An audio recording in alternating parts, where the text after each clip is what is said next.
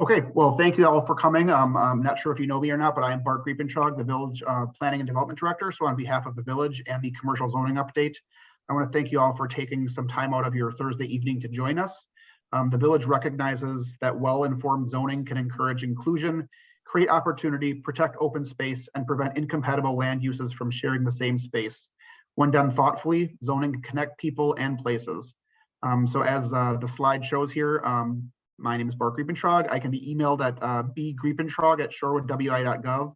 I am the village staff liaison to this project, and so at any time within the project, which is going to go on for a couple more months here, feel free to reach out to me directly, and I can facilitate your questions and get you answers, hopefully, to what you're looking for. So, without further ado, I will turn it over to Leslie Oberholzer from Codemetrics to get into tonight's presentation.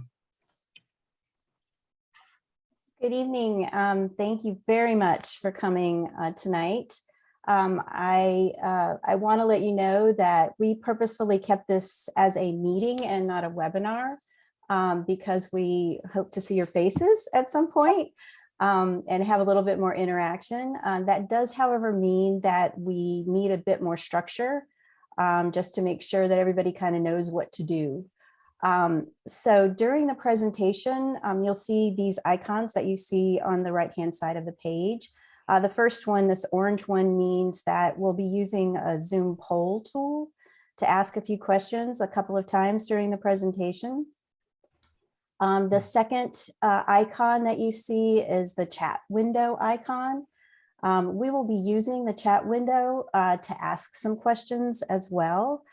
So we ask that you kind of wait to post other questions or comments until the end of the presentation. So we will also, we have some time reserved, a good chunk of time reserved for questions after the presentation. And then you'll be able to type all your questions in chat or raise your hand, and hopefully we can have some conversation. So I just want to make sure that everybody has seen this slide, and looks like that's it. Everybody's arrived. So my name is Leslie Oberholzer. As Bart said, my studio is Codemetrics, and I have been writing form-based codes for about the last 15 years. This is pretty much all that I do these days. And we were hired as the consultant. We responded to a request for proposal from the village and were selected. And we're very pleased to be working here. We've been working on this project now since January. This is kind of the official public kickoff, though. I'd like to let Kirk Bishop with Duncan Associates introduce himself as a member of our team. Hey, good evening, everyone. My name is Kirk Bishop. I'm a principal with Duncan Associates. We're a small consulting firm that specializes in working with local governments as they update their zoning and related land development regulations. I'm a frequent partner with Leslie and Codemetrics on these sorts of projects in different roles.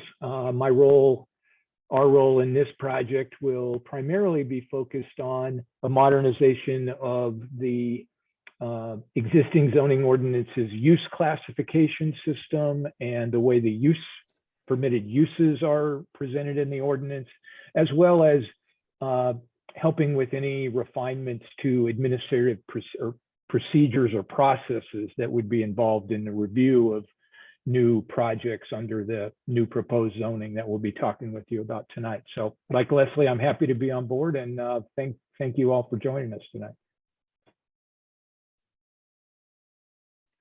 So I'd like to point out that there was a working group established in the month of February and into March. And this group of working group members is listed on the website. And so if you see this little icon, this little orange World Wide Web icon, you'll know that the information on that slide is on the website. This set of working group members is meant to represent the village and to provide some, one-on-one conversations when we are developing the first draft of the code.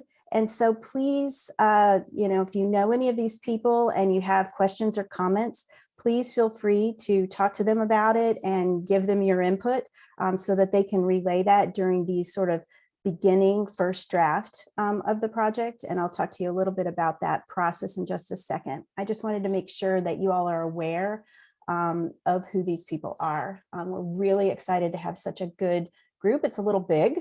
We're not quite used to having this many people on our working group, but we're really excited because everybody seems really well engaged. So as I said, tonight, we're going to use the chat window for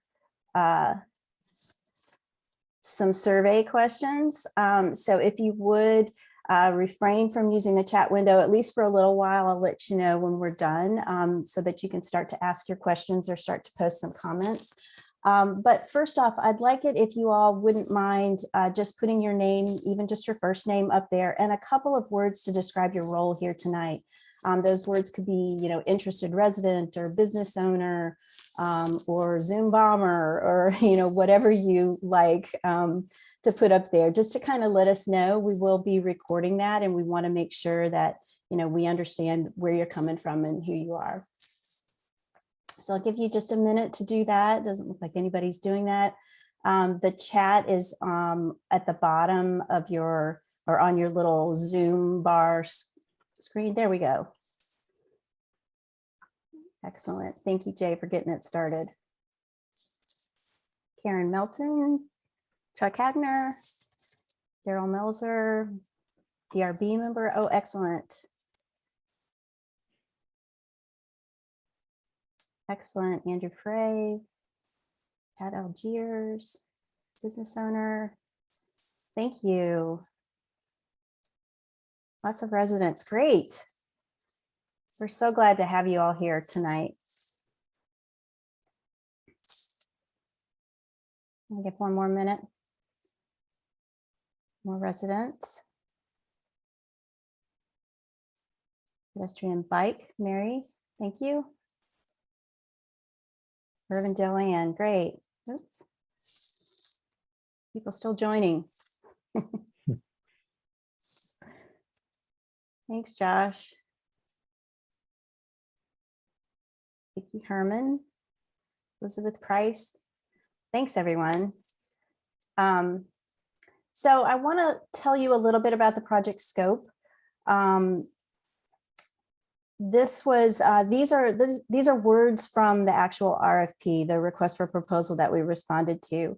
And we're here tonight to update the commercial and mixed use districts, the B districts that you have in your zoning code tonight, with the idea of including some best practice form-based code elements. And I'll explain that in just a minute, as well as updating the use classifications. And the combination of these best practice form-based code elements and the use classifications, you might hear a hybrid form-based code, that little phrase, and that just really means that we are addressing use as well. The goals for this project are to have more predictable redevelopment in your community, to make sure that we're being more transparent, more predictability for everybody that's involved, residents, business owners, developers, as well as staff and officials. The other part that we want to make sure that we're addressing with this new code is compatibility with the existing context. And so we will be studying that because you've got some wonderful buildings and wonderful districts within your community that we want to make sure that we're respecting. And we also want to align this code with community expectations. So that's why we're here tonight. This is just the kickoff. And I'll be talking a little bit more about sort of the process and the reason that this is just a sort of 1 hour meeting to kind of kick the process off in just a minute. The geographic scope of this project is Capitol Drive and Oakland Avenue. Capitol Drive goes to about Downer here. The rest of this area is not zoned B, it's multifamily for the most part, and some single family with their sides turned to Capitol. There's also the high school and the elementary school and the church that are technically not part of the B zoning, but we'll be talking about those and how important they are along the corridor. So the geographic areas, as I said, includes all of the B zones up and down the corridor from, the top of the village to the bottom of the village and east to west, west to Downer. So this is the first survey. We have some questions for you all that we want to ask, and hopefully this is pretty clear. We're asking you for, oops, this is the wrong one, sorry. Of course, I would mess that up. We're asking you where you live. So we're asking which corridor is closest to your home. And you can pick multiple ones if you're super close to all of them, but the corridors that we're focused on, Oakland north of Capitol, Oakland south of Capitol, Capitol east of Oakland, Capitol west of Oakland. And we've got somebody responding. And then the second question is, which corridors do you regularly walk along?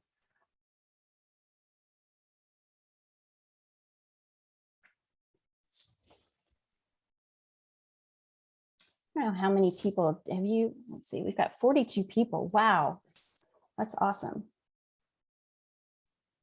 Way to go, Shorewood. We've got about half the people have responded at this point. The majority of the people are Oakland north of Capitol and Capitol east of Oakland. Everybody's walking along those same corridors.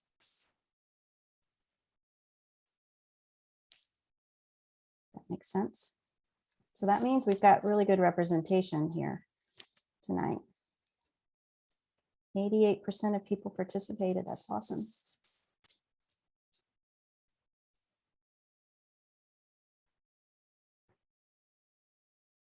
A couple more people. Looks like we're missing about 5 people. So, oh, there we go. All right, I'm gonna go ahead and end it. Show you guys the results. Can everybody see that? So 56% of the people are north of Capitol along Oakland, and 49% are close to Capitol east of Oakland. Hello.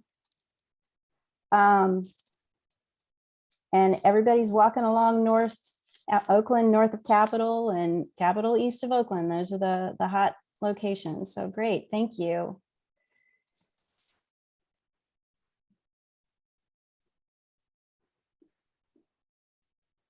We've got a stray mark here. Somehow I did that, but in the chat window, if you would tell us one of your favorite places to eat, drink, or shop, or go to the spa, or get your hair done in Shorewood. Scout, yeah. All. I can get rid of this line.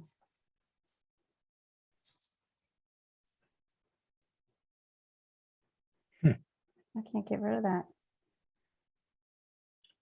I wonder.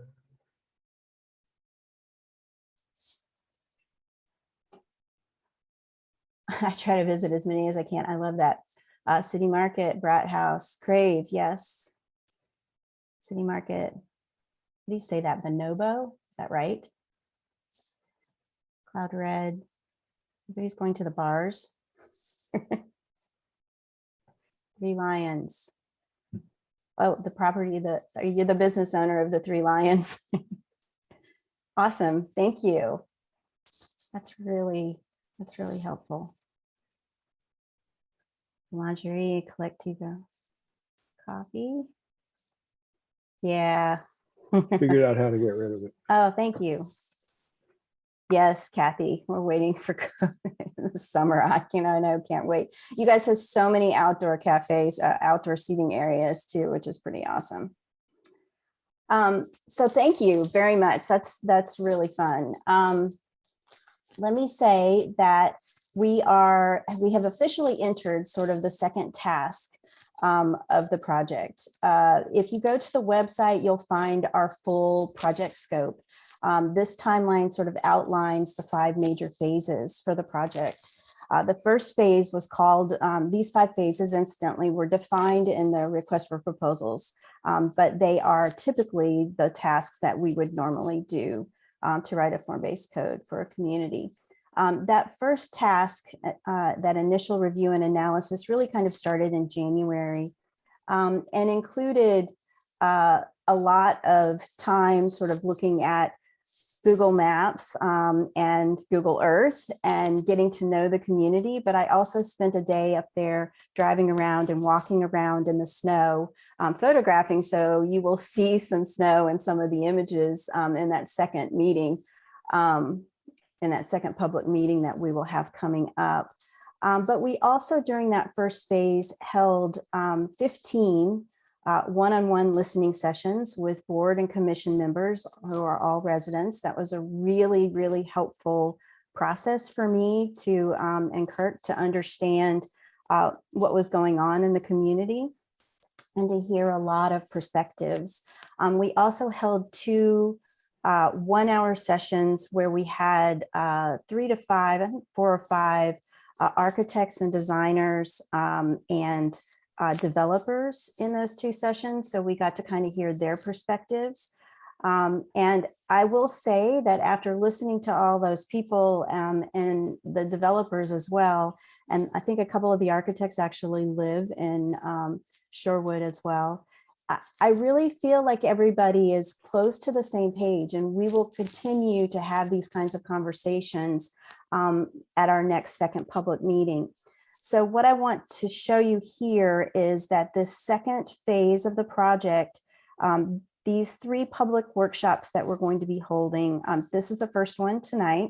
This is really meant to just be a kind of 1-hour introduction to form-based code in the project to kind of get you familiar with me and with Kirk and the scope of the project. This second meeting we'll talk a little bit about in next steps, but this will be an in-person meeting towards the end of April. And then we'll have a follow-up to that workshop in early May. The third phase of the project, which will have started already because we just don't have enough time to do everything, but we will be beginning to craft the code, drafting that kind of internal version of the document with the working group and making sure that we're not getting any of the names wrong, that it is really respectful of Shorewood's character. And once we get that draft code pretty solid, we will then enter phase 4, which is called refining the code, which is really about that public review draft. So at that point, we hope at the beginning of July, we will have a public review draft that we feel pretty confident in, that we'll post on the website, that we'll ask for your feedback on, and then we'll have a 4th public workshop that'll really be a kind of open house, one-on-one, where we can talk through how we've drafted the code and get your feedback.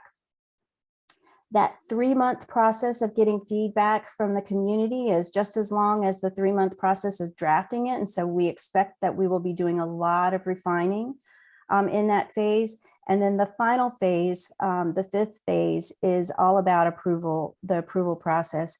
And that E that you see there would be the public hearing process with the Plan Commission. So the Plan Commission will need to make a recommendation, and then it will go to the village board for approval. So a couple of meetings. So there's several opportunities throughout, and we also hope that you will take advantage of Bart's email address and contacting those working group members.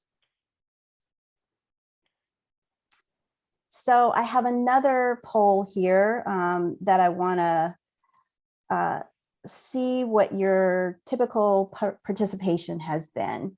So can everybody see that? With some head nods, maybe? No? I don't see that question yet. Okay, let's relaunch.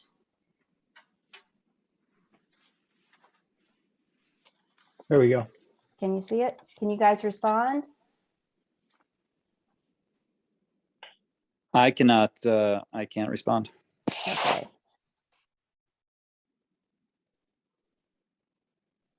Of course. I told my family, can you guys leave? Because I'm really worried about launching these polls. I briefly saw the survey of the upstairs. Yeah, it's not going to let me do that. Could we get in the chat, can you let us know if you guys participated in the comprehensive plan process? Whether or not you've, oh, can you guys respond? Oh, there we go. Yay, it's working. Okay, so the first question is, did you participate in the process for the recently adopted comprehensive plan? The second question is whether or not you've recently attended development review meetings in the village. These are like the plan commission meetings, the design review board meetings, like within the last 5 years.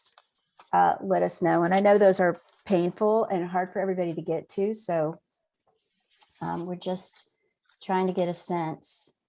And then the third question is, we held one of these kickoff meetings that was really meant to help us find the working group in early January. And then it was recorded and put on the website. So I'm curious to know how many of you actually watched that, so that we don't sort of repeat too much of that. Oh, it's a lot of people didn't see it. So that's good. Good that we're having this. Excellent. I'm so glad this worked. Give everybody another minute. We got about 78% of the people have responded. We got about 10 more people that could respond. So people have said in general that they did not participate. A good chunk of people did not participate in the comprehensive plan process, but many are familiar with it. With the comprehensive plan. Let's see. Okay, I'm going to end the poll here and share the results.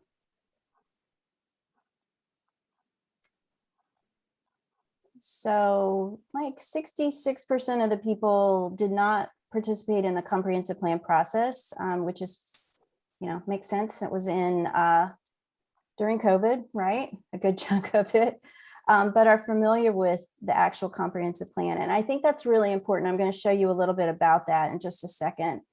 And it looks like a lot of people, and I think we have a lot of commissioners on this call too, but have participated in development review meetings, and kudos to you. Those can be hard. And then looks like about 55% of the people did not see that January kickoff presentation. So that's good for me to know. All right. So that's helpful for me to make sure that we're going over all the information that we need to in this sort of upfront meeting. Again, the idea of this 1 hour meeting is to introduce you to the project and give you some basic facts. So, this project is for writing a code, and a code is an implementation tool. So we are aiming to implement the goals of the comprehensive plan. So this comprehensive plan that was just recently adopted in 2021 is an excellent place for us to start. There's some really good information that sets some really broad goals. I'm going to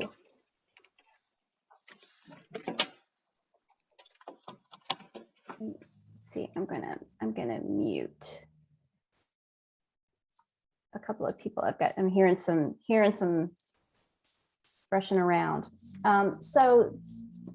One of the main aspects of this comprehensive plan was that it suggested adopting a hybrid form-based code for your commercial areas. So that was obviously one of the reasons that the RFP was let. The comprehensive plan also talks quite a bit about walkability and making sure that any new development promotes pedestrian orientation, that all of the new development be at least consider flexibility in terms of uses and adaptability of those buildings. Everybody wants high quality design everywhere in their communities. And so this is one of the things that we will be significantly looking at as we're talking about how we can regulate new development with the code. I also want to point out that one of the bullet points was to encourage reuse of historic buildings and updates to historic buildings. And while this code is not a historic preservation code, that would be a separate tool that you could implement. This code will reinforce the historic structure of the community. So the fact that you have lots of buildings that are built up to the sidewalk with entrances and glass on the street, the scale of your residential buildings along these corridors, we hope that this form-based code will help to kind of reinforce that existing structure to limit sort of tear downs to build new.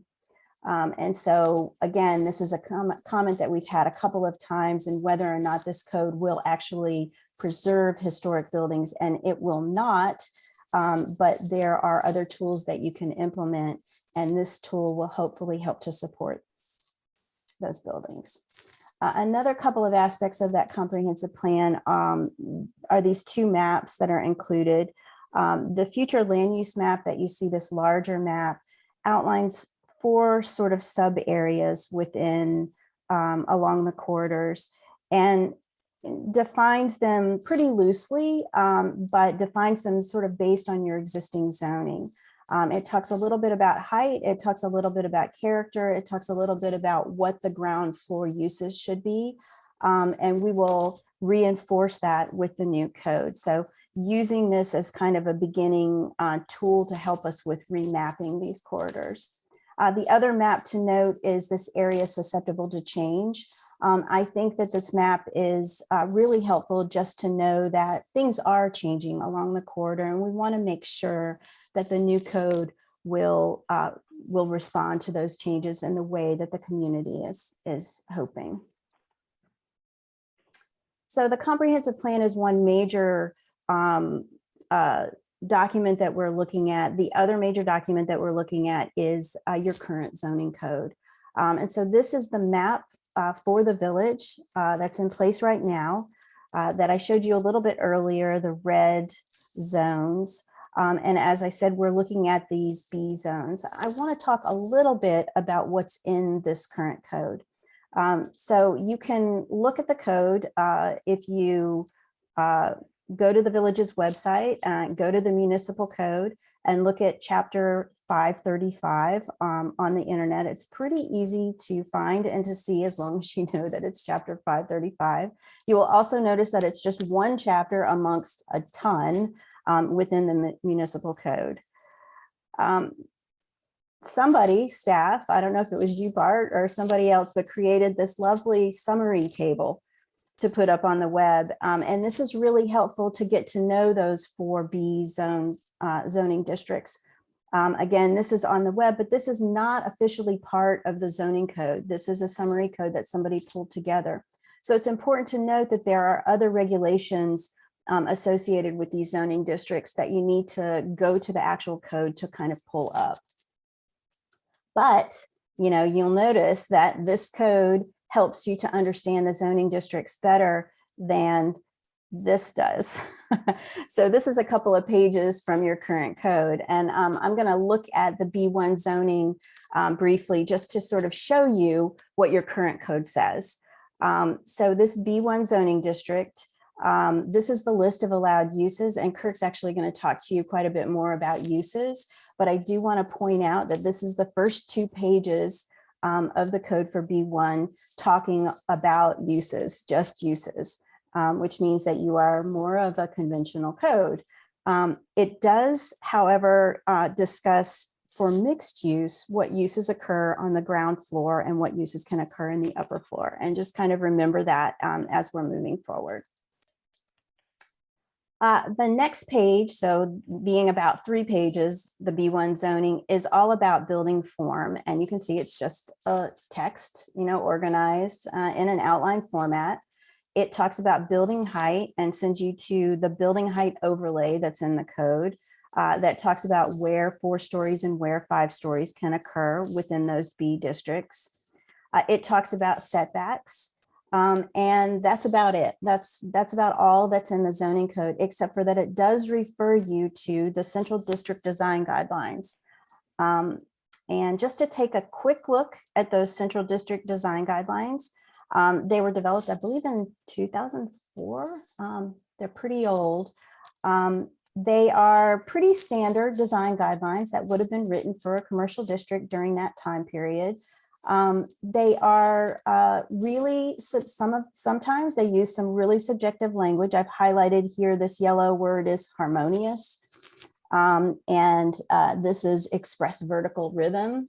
And that kind of language that was included in design guidelines, in the past sort of 30 or so years has really, it's caused a lot of friction in terms of reviewing and approving codes. It's just not very predictable.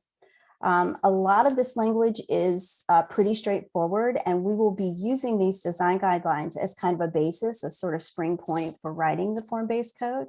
But I do want to make sure that we are using more predictable language, that we are applying the design standards differently to different types of buildings.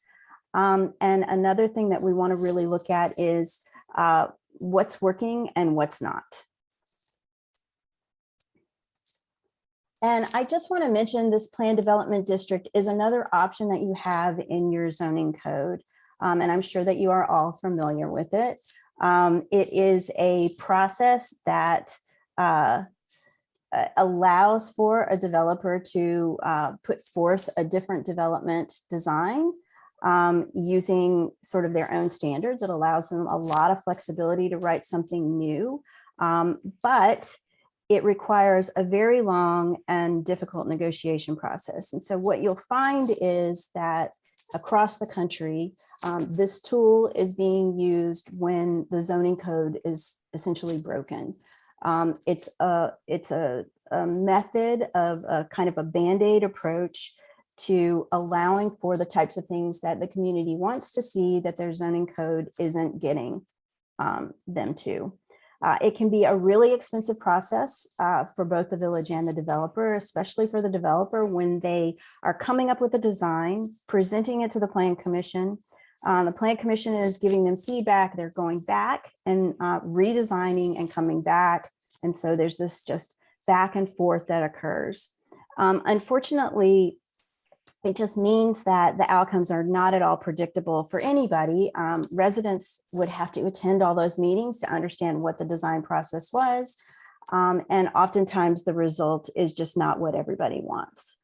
And so what we hope to do with the form-based code is alleviate some of these issues, make the process much more predictable, much more transparent. If we can write all of those standards down and illustrate them so that the developer knows what they're doing from the beginning, the residents know what to expect, and staff and officials can just essentially use the check marks to get to a much clearer, predictable building design, then we've come a long way from plan developments. So I've started to talk a little bit about what a form-based code is. Can you guys just give us some thumbs up in your reaction and whether or not you heard of form-based code, you know anything about it?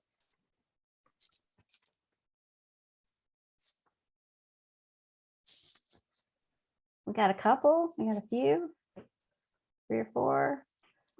Trustee Ursink, you had yours up and it went away. I feel like you've heard about it. Karen, thank you. Thanks. That's good. Well, at least people have kind of heard about it. So let me give you a kind of broad overview. And I'm going to get into a little bit more detail than I did in the January meeting. So form-based code kind of broadly means that form takes up a lot more space in the code than use does.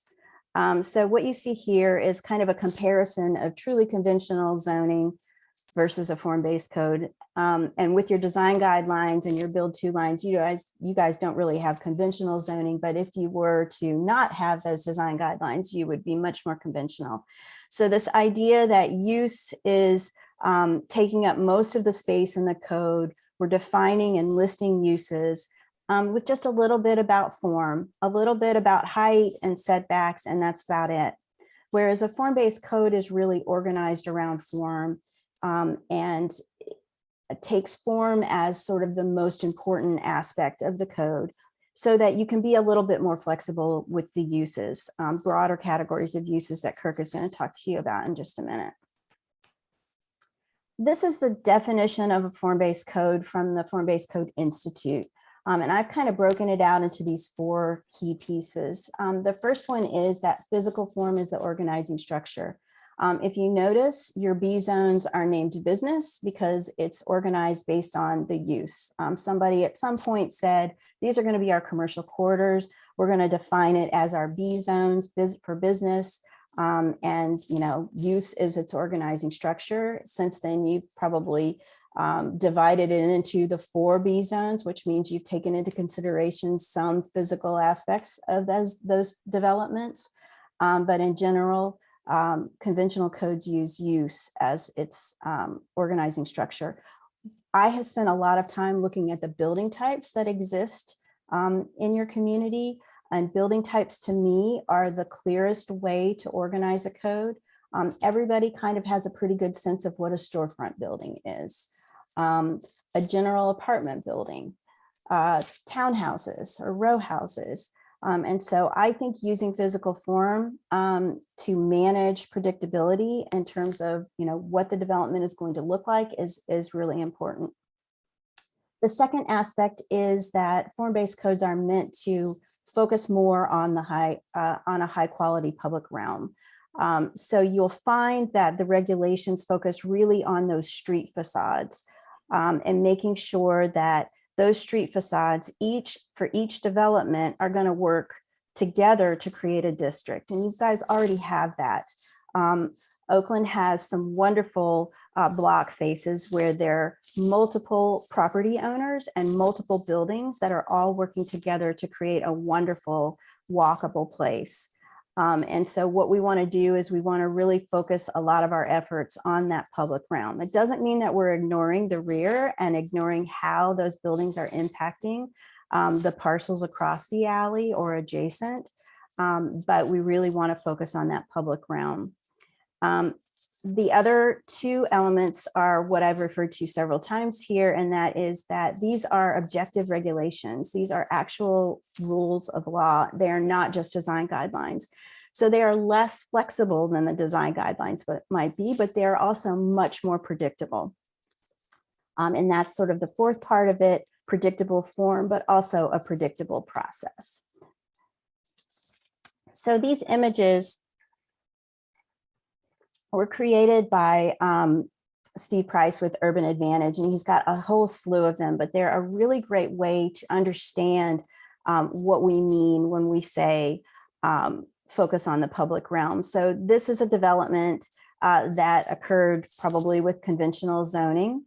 And this is what it would look like if it had build 2 zones, a build 2 line like you all have in Shorewood. With entrance requirements and glass requirements, and that's streetscape requirements, and all of that kind of vibrancy along the public realm. So this is the same. I don't know if you can see, if you kind of keep your eye on the tree, the cars, you can see that this is what that place could look like if it had followed more of the form-based code regulations. So when you start to compare what form-based codes actually look like, you can see conventional zoning, and I just put a page from your code up here, versus the form-based code. There's a lot of illustrations.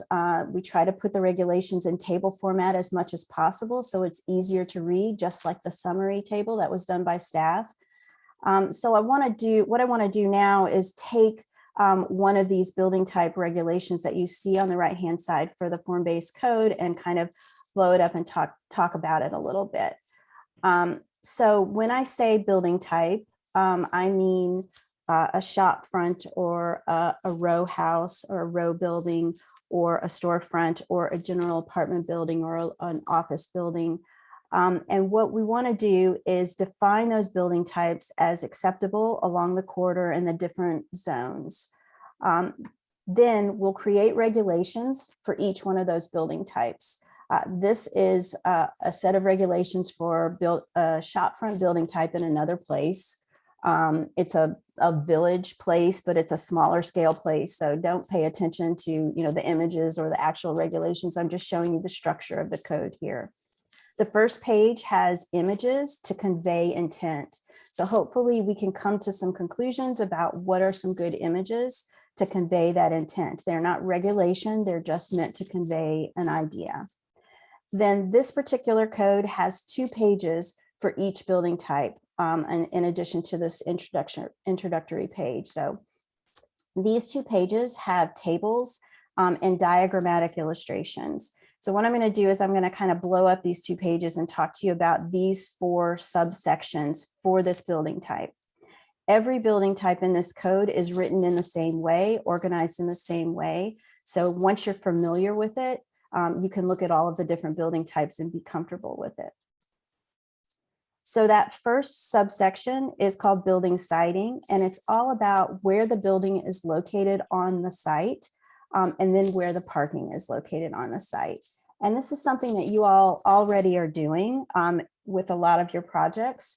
But I just want to be clear that these are regulations that will be in place that define that build to zone. Right now you have a build to line, define the side and rear setbacks, but also define building street walls, building widths, and could define different building segments along that street wall. So street wall means how much building wall is running along that sidewalk. And what you have up and down Oakland is a nice street wall at every block that draws you down the street. So you're walking along that street wall. Parking is located in the rear. This particular code had some parking that was located on the side, and driveways were managed and organized along alleys or along side streets, depending on if there was an alley or not. The second section of this building type is all about height, and height is managed in terms of stories, minimum and maximum stories, and then floor to floor heights for each story, so that you're sort of building the building up based on human scale of a story. Height limitations such as step backs, where the upper story might step back along the street or might step back along a different use. It can also be incorporated into this section. This code didn't do that. Uses similar to what you have in your current code in terms of defining where those uses occur within the building is another part of the building type, as well as where parking can be located in a building. These hatch marks that you see show that parking can be located fully in the basement and in the rear of any story, with what we call the occupied space in the front of the building. And the fourth and last section of the building types is all about facades and roofs. And this is what makes form-based code different from a conventional code. So this is all about windows, entrances, facade divisions, and roof types, defining that kind of base, middle, and cap of the building. This is what is incorporated into your design guidelines to some degree, but we're going to turn it into metrics, actual regulations for each building type. So that is what is incorporated into a building type. I also want to note in this green box down here that building design is also a part of the code that we'll be developing, where we'll have a set of regulations that apply to all the building types that talk about building materials, balconies, windows, awnings, a lot of those kinds of things that are incorporated into design guidelines, but these will be regulations. So I'm going to turn it over to Kirk now to talk a little bit about uses.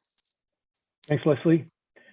So as you've probably gathered, Leslie and I's experience working on these types of codes really throughout the United States is that the kinds of urban design elements and physical form characteristics that Leslie spent a fair amount of time talking about are really critical to creating places that we all want to be that are vibrant, walkable corridors, downtowns, and places within a community. But having said that, it doesn't mean that use isn't important. So as a part of this project, we'll also be taking a look at the existing use regulations of the zoning ordinance and see if there's going to be an opportunity to sort of modernize the classification system and the way uses are regulated to sort of reinforce that level of vibrancy that we expect and desire on these two key corridors. So I've repeated a slide here that Leslie showed earlier, showing how the existing zoning code presents allowed uses in all of the districts, again, using the B1 district as an example.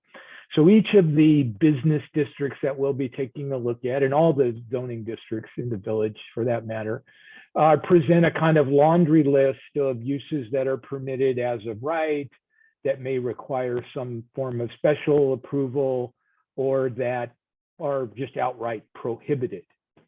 We've taken an opportunity as part of our work to date to kind of collect all those laundry lists and put them in a sort of master table, which begins to show us some patterns.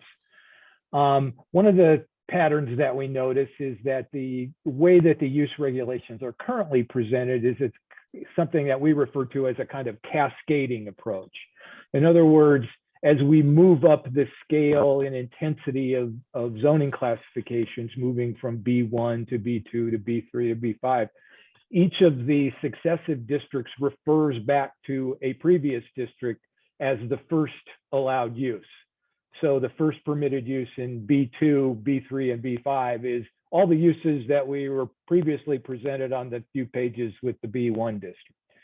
The other thing we notice is that the existing classification and regulation system is very detailed and specific. Over 70 permitted, conditional, permitted, and prohibited use types in the code today, which can be useful, but it also kind of dates itself.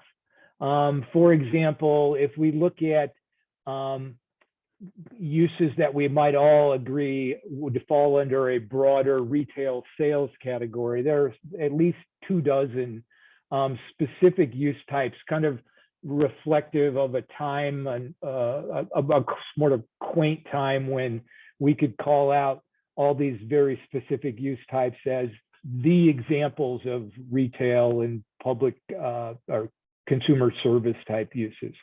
The problem with these kind of highly detailed classifications is, on the one hand, they have the benefit of, clearly identifying that newspaper offices are permitted as of right in the B1 district. On the other hand, they date themselves pretty quickly as changes in business practice and changes in technology occur. It becomes more and more difficult 5-10 years on after creating this initial classification system to decide where the next new use that's coming down the pike is allowed in the village's existing classification system.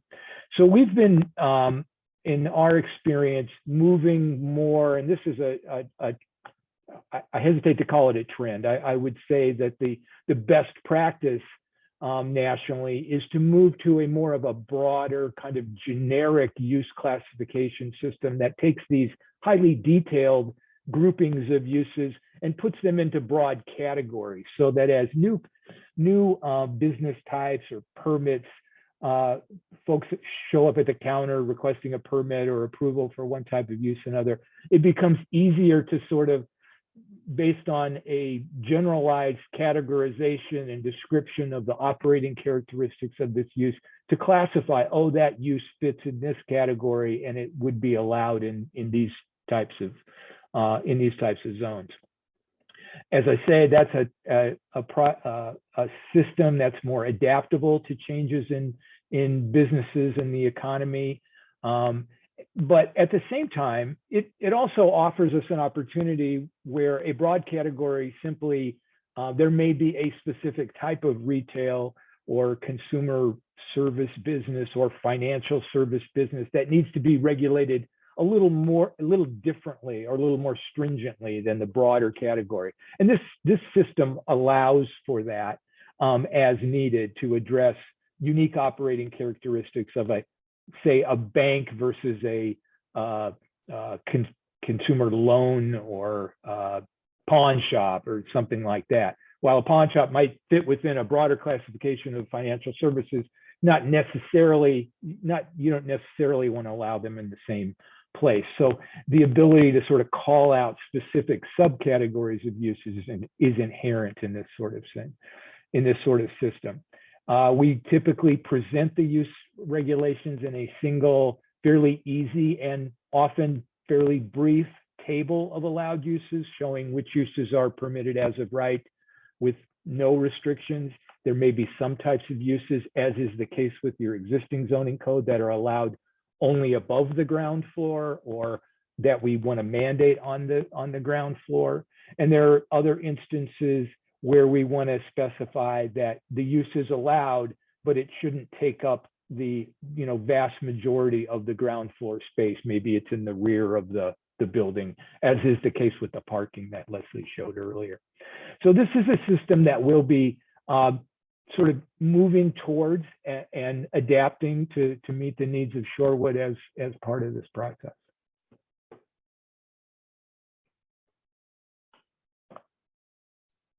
Thanks, Kirk. So 2 more slides, and then we're going to open it up for questions. One is, I just want to say next steps. This in-person meeting, the next public workshop will be towards the end of April. So keep an eye out for that date.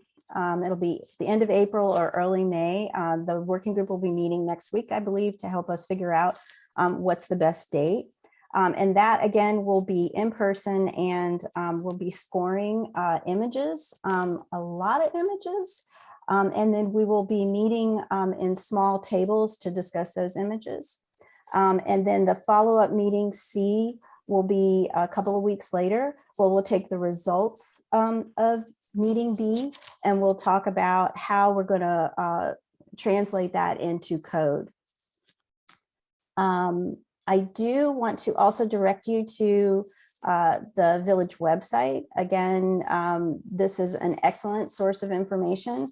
All of our project scope, this project timeline that I've been showing you is up there. The working group members is listed up there, but also the sort of first piece that we've created based on that task 1. I've called it the Discovery Memo, and all that it really is a kind of summary of the building types that I see along the different segments of the corridor. So you can go to the village website, commercial zoning update, and download that short memo and take a look at it. And what I hope it'll do is show you the variety of building types that I see along the corridor, with some notes about them and some references to what the comprehensive plan says about that segment of the corridor as well, just to kind of get the conversation going for our second public meeting, where we will be looking at building types and building design. So with that, let me ask you all you can raise your hand using the raise hand tool, or you can, physically just sort of raise your hand in the video. In the meantime, I think Kirk will hopefully take a look at some of the questions that people have been posting, questions and comments. Leslie, let me get things started by saying I've seen a couple of comments about the lack of parking that's visible in some of the images, and if I'm taking the comments correctly, about the importance of being able to park and spaces to walk along the corridor, and the loading zones for pickup and things like that. So sort of getting outside of the curb level of these spaces in this public realm. So I sort of took it as, I noticed a couple of the comments. I don't know, David, if you want to, I'm sorry, Jay, David had already been typing in the comments, and you'll be next. Okay. Yeah, I just feel as though I was a little disappointed. I think the plan that got put in place before you guys came on the scene about 10 years ago, where we started addressing the parking, and they did a top 20 targets, and it went sit down. And at the time, I don't think people kind of anticipated the growth that we would have seen in our commercial and the success that we've seen in the commercial corridors. And obviously from a personal standpoint, I was talking about Angle, but certainly Capital had the exact same problems. And at one point with Chris, one of the things that we were looking at with Chris Schwartz, previous president, was I've been talking to him about putting passes together for my staff to take them out of our buildings and put them on local lots. He did that for a month, but the problem was the passes need to be issued each month. So it was just something that I think, whilst we are looking at new development, having the basement zoning in there, that makes complete sense. We currently have an issue that I want to just make sure gets brought to your attention. And I do think there are ways to solve that without major investment or hitting residential taxpayers. And I think one of them is partnering with the big lots that a lot of the schools have. And I think it doesn't necessarily have to be focusing initially on customers. When you look at how many staff are attending these businesses, if you eliminate those staff parking, it will relieve a lot for businesses and customers to attend. And I think one way of doing that, because I'm sure schools wouldn't want every stranger coming and parking on the lot. I think one way of looking at that potentially for you guys will be to look at providing the parking for staff that I can say to my staff, because right now I ask them to park off, and it's not like I can really force it down. I don't know what cars are all driving, but if they've got passes and they feel safe, they know they've got their own spots on this lot, I think it would, all the people up and down in the business corridor, I think the staff would start utilising that. And it's more, the reason why I'm bringing it up now is it looks like you guys are really thinking about this and understanding the needs. And we have had such exponential growth in certainly the last 5 years on our street. I mean, we've gone from having essentially us in the village pub and a couple of other eateries to, 14, 15, and that's a lot of traffic coming and going. So it's just something I want to make sure you guys have on that radar.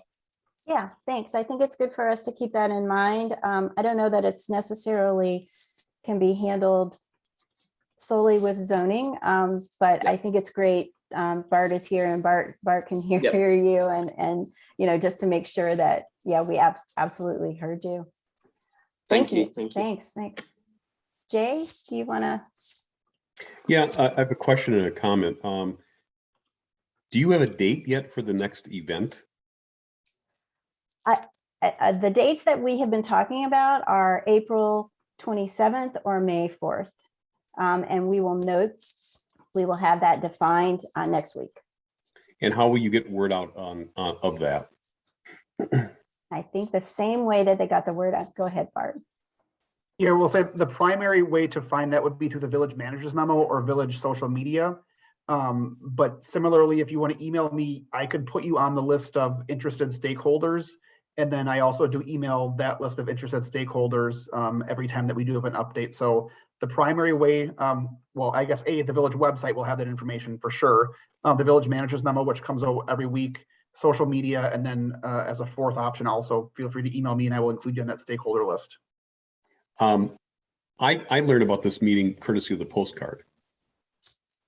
So, I mean, I don't know that you probably are not planning to put up a postcard. I will send you my email address, David. My comment is, I think that the parking issue is going to not have a whole lot of credibility with residents in the village, because there is a history here of the board routinely waiving the parking requirements that are established for development, where they'll say, well, we know that we're supposed to cover X% of the parking requirements for this development, but we're going to waive this. At least that's my impression, having lived here for many years. And so, I mean, it just seems like we're creating a code that can be easily voted up, that can be waived. Elements of it can be waived by the board, seemingly on a routine basis. I may be inaccurate in that assessment, but that's all I wanted to say.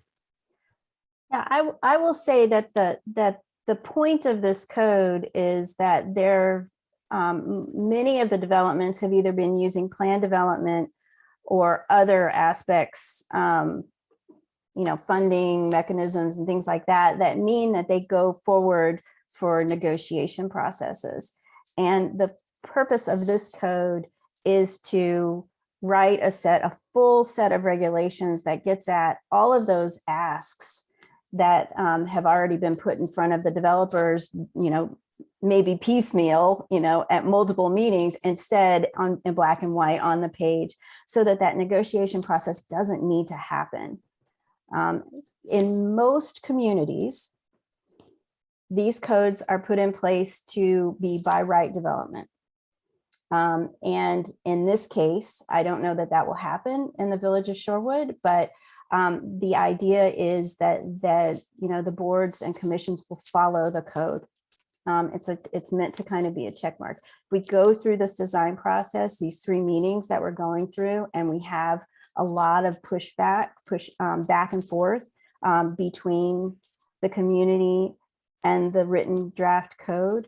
Hopefully we can get to the point where everybody is comfortable and it will result in the types of development that everybody hopes for. Thank you.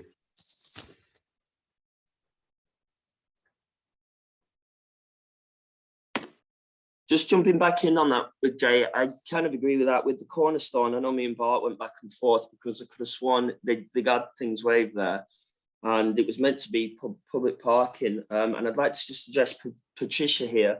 I understand your point on this, but what I feel businesses can actually help lower the taxes for the residents within the area by ensuring we have more customers. So such as with the school car park system, instead of the school being responsible for keeping up the car park, the business money can go towards those schools to upkeep that car park, and therefore lowering the local taxes that you guys get hit with for the local schools. I think it's just trying to find that symbiotic relationship that respects the neighborhood. And in order to have a vibrant community and a walkable community, it's pretty important that we handle both residential and those business issues at hand. But what we're kind of proposing here is ensuring that both of those needs are kind of met. Right. And my concern is just some of the changes that have been done recently, a 2-story grocery store, changing the setbacks. You are making it, some of those changes are making it less a pleasant place to live in Shorewood or to park your car, because you want to be able to go to those businesses, and if there's nowhere to park. So I think there has to be a happy medium, and some of the recent changes didn't necessarily address those. And speaking to that, Patricia, as well, I was a little frustrated with that when they then limited a lot of those spaces for businesses, for particular people that could only park there. And I think it kind of limited the public access to certain spots in there. Yeah, I mean, don't need to get started on that metro deal. I didn't feel it was fair getting that levied against you guys, and then the guy making so much profit, which the residents and the businesses are picking up the bill for. Oh, that's not something we better get into here. Sorry. No, I think everybody can agree. And that's probably part of the reason why we're here tonight. Yeah, right? I think that's I got that feeling. Yeah, absolutely. Does anybody else want to speak up about your comments in chat? I'm trying to read them. Marissa, did you want to? Unmute? Sure. This is Marissa. I have lived in many places that don't cater to parking so much. And I think the way that we should manage demand for parking is not by providing more free parking, but by pricing it appropriately. It doesn't need to be banned or anything, but just providing more parking will not lead to a more livable space. Thank you. Yeah. Thank you. We should note that the parking requirements were recently revised, and I don't know that we're planning on taking another look at those for this code, because that was quite a lengthy process, I believe. So, but some of the things that have been mentioned tonight are really important to consider in terms of how that affects the building design, as well as other options that can be discuss with staff for future projects. Barbara, I think you were next.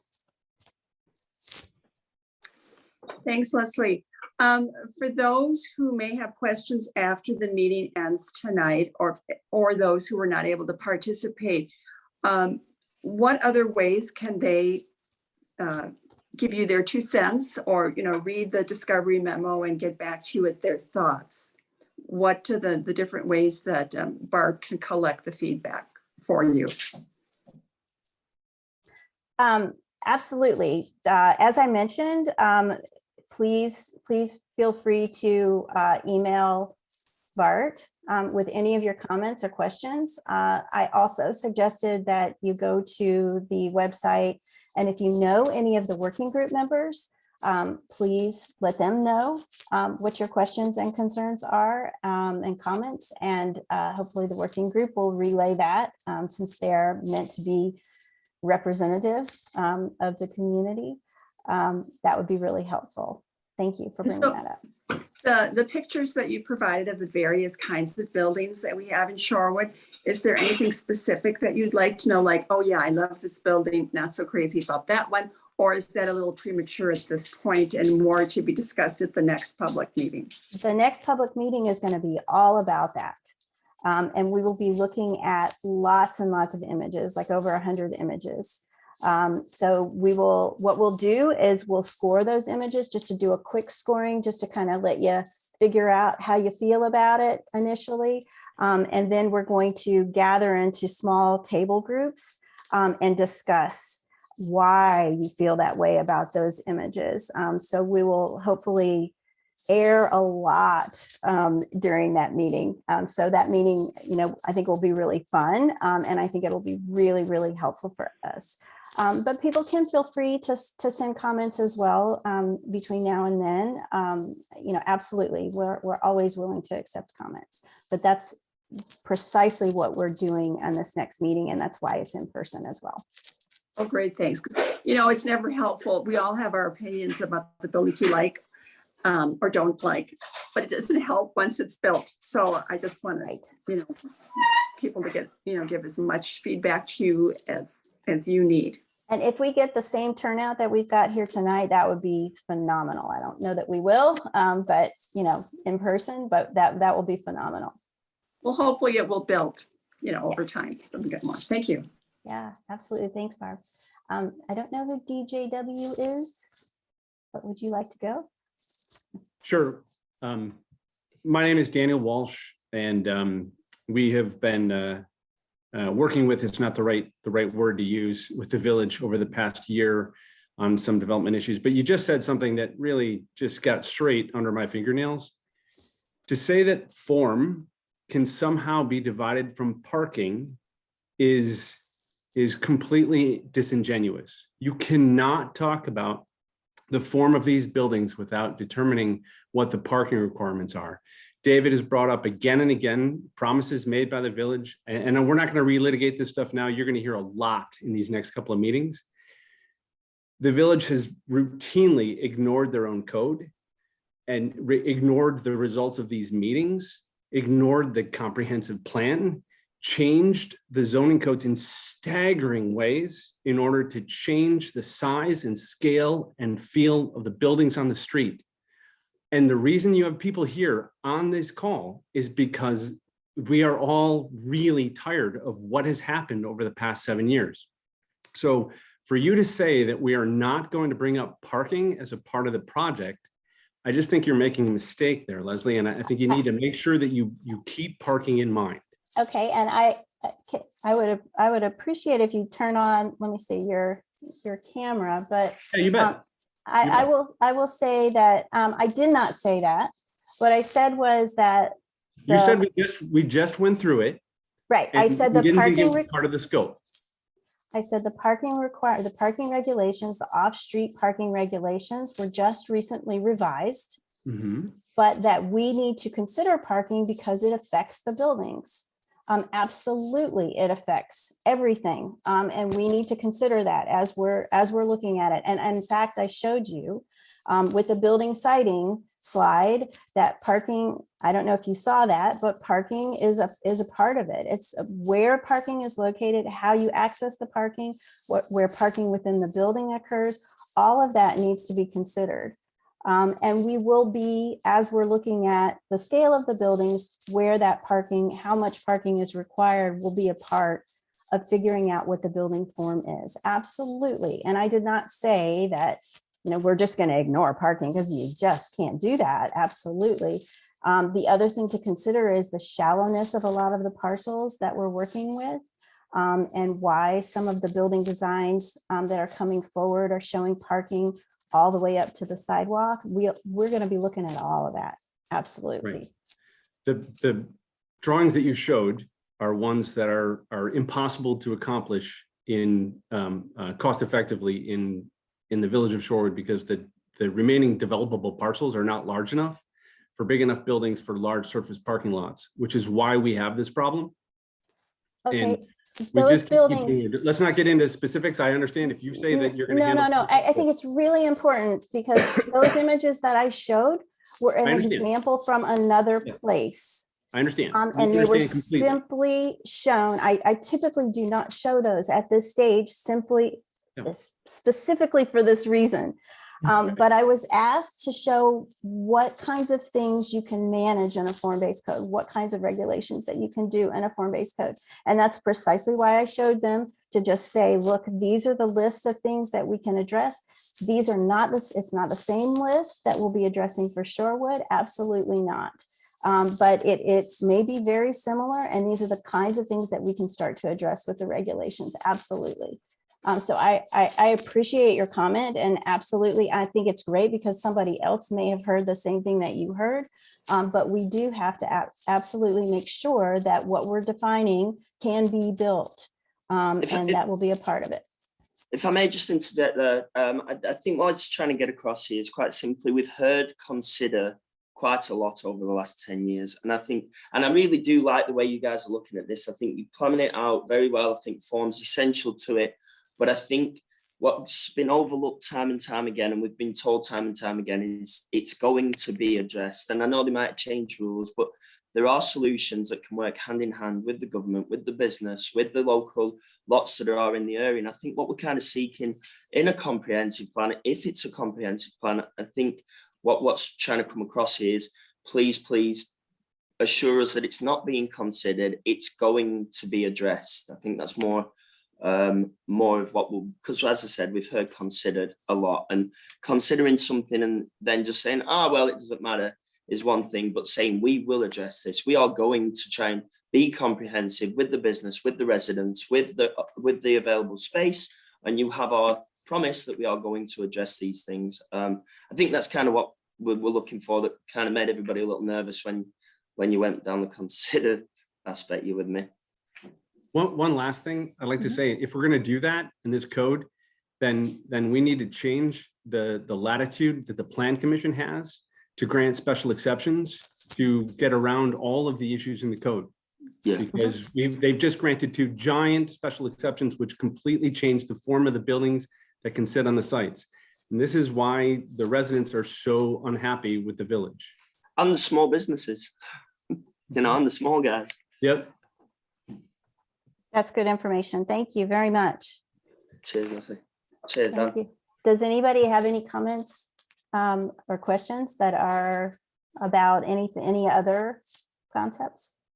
I mean, I can say that I have not visited businesses because of the lack of parking, and I'm sure that that's caused a drop in their revenue as well. So, I mean, I think like everyone else has been saying, it's a little bit disingenuous to say that the form and that you're revisiting zoning and that parking doesn't matter, because it does. And yes, absolutely. Certain businesses, if you just say retail, well, certain types of retail will require more parking than others. Like a restaurant requires more parking than a financial services. And I think that should also be considered. Absolutely. Thank you. So we have gone about 15 minutes over. Does anybody have any questions that perhaps are not parking related, since we've spent a good chunk of our time talking about parking? One more question is, with this form, is there going to be any thought to incentivizing businesses to come to Shorewood? So this is a zoning code. So these are zoning regulations.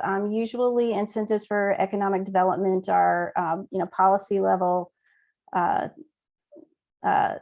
discussions that, the board and staff might have. So the idea, though, is that the zoning will be clear and easy for somebody to use. And sometimes that incentivizes people to come to your community.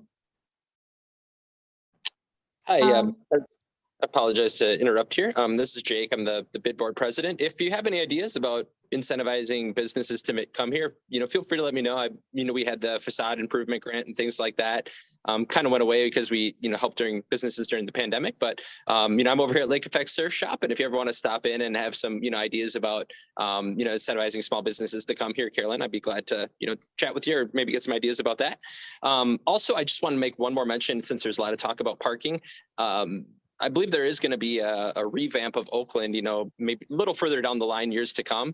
And I think that would be a really good opportunity for us to really look at the parking then, maybe see where we could add some angle parking or things like that nature to, help increase that problem it sounds like that we're having. So I know obviously this is a good spot to discuss it too, but I think we're really going to have a lot of opportunities for that parking, hopefully during the reconstruction of the Oakland Avenue, whenever that takes place, in the next few years or whatever that is to come. So. I'm signing off now. Thank you, though. Appreciate all your comments tonight, Leslie. Thanks, Jacob. Thanks, Jake. I'm sorry, I don't know what your name is. You're muted. Kathy Keene. Kathy. Yeah, Thank you. I just wanted to reinforce what I thought was really important that we're talking about as we look at the streetscape, that we don't, that you are taking into consideration the way the rhythm of the whole block looks. And we take for granted, for instance, where we have those apartment buildings, they house more people, but they have space in between. There's a rhythm down the street. Then we have another block that's now in the middle of the village, and it's just a whole block of a huge edifice. And although maybe there was thought that it could be broken up into some vegetation or something, but that is not a streetscape pedestrian inviting space, even if the service of the business behind the wall is useful. And we need to keep that in mind. And I'm so glad that we're talking about how the whole feel will be for a pedestrian walking down the street. We need, and that's what the rhythm of older pedestrian neighborhoods are so valuable. And we've got some of that in our village that can be, and when I say preserved, wisely appreciated as we build for the future. And parking's a big issue, but walking space and inviting us to go from space to space. And I think a lot of us just take it for granted. Oh, that's the way they are. And all of a sudden, when a block is gone, then you think, how did we do that? And there are a lot of places that don't have this rhythm now, and they try to build artificial spaces in. So I'm so glad we're thinking of that. And a lot of people who live here probably are not aware that that is a treasure we'll lose if we don't know how to work with it. And I'm so glad that professionals are helping us to see the eyes that some of us don't have, so that we will save that. And I'm so glad we've got professionals, and more people will tune in when we start hearing. We've got to know what we've got before we decide not to have it anymore. Thank you. Thank you very much, Kathy. That's excellent. I hope you can come to our meeting next week. I just want to say thank you as well. I know this might come across as a hard hitting thing with the parking, but I just want you to understand, Leslie, as well, that the residential here, the walking, it's all very part of a big plan. And just making things pretty doesn't solve everything, but we've got to make things pretty whilst providing that space. So you will hear a bit about this. But thank you all. I can see you're all thinking about it, and thank you all for everybody speaking up. And yeah, we've got a great new bid president in Anne as well, who I'm looking forward to. She's got some great new ideas, and reach out to her as well with any of these. And Jacob's a brilliant lad as well on that bid board. Yes. So yeah, thank you all, everybody. Thank you. Thank you for your comments. We really appreciate it. One last call, anybody? Well, thank you so much. Please go to the website and we'll let you know when the next meeting will be, more than likely April 27th or May 4th. And everybody will get notification about it. Please come and please, as the mayor says, bring a friend. Appreciate that very much. So have a good night, everybody. Thank you so much for staying late. Look forward to meeting you in person. Yes. Leslie, Good night, everyone. Leslie, one last ahead, question Barbara. for you. Sure. You mentioned that the working group is going to get together. We're going to have a meeting next week. I think, I don't know if it's Tuesday or Wednesday. But the public is always welcome to join us at those, to join the Zoom meeting, aren't they? That meeting will be in person, Barbara, and yes, it is open to the public. So we're selecting the date tomorrow. I have the members available till noon tomorrow to give me their availabilities. We'll select it tomorrow, and that will either be next Tuesday or Wednesday at 5:30 in the Village Hall courtroom. That'll be posted tomorrow afternoon as soon as I have the date confirmed. Okay, great, thanks. I'm so used to seeing you in 2D for 2 years that it's just going to take some time to get used to that. Yes, we'll see you in person. Okay. Thanks, Barb. Thank you, everybody. Have a good night. Good night. Cheers. Thanks.